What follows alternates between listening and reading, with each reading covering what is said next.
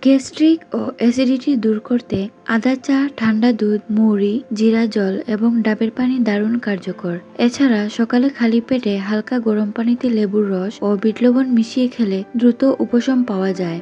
ভাজাপোড়া ও অতিরিক্ত তেল মশলাদার খাবার বর্জন করে নিয়ম মেনে কম পরিমাণ বারবার খাওয়ার অভ্যাস করুন।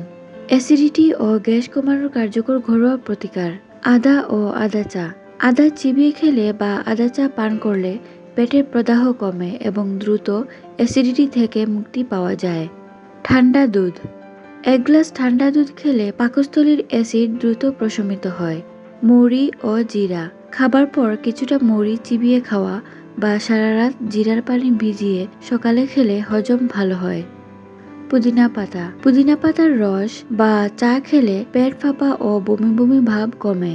ডাবের পানি। এটি পাকস্থলীর পিএইচ ভারসাম্য ঠিক রাখতে সাহায্য করে। কলা ও শসা। এগুলো প্রাকৃতিকভাবে অ্যাসিড নিউট্রালাইজ করতে সাহায্য করে। খাদ্যাভ্যাস পরিবর্তনের কিছু টিপস। খাবার খাওয়ার সময় তাড়াহুড়া না করে ভালো করে চিবিয়ে খান। ছোট ও ঘন ঘন খাবার একসাথে বেশি না খেয়ে অল্প পরিমাণে বারবার খান। দিনে অন্তত 8 গ্লাস পানি পান করুন। কফি, ক্যাফেইন, অ্যালকোহল, ভাজাপোড়া এবং অতিরিক্ত মশলাদার খাবার এড়িয়ে চলুন। খাওয়ার পরপরই শুয়ে পড়বেন না।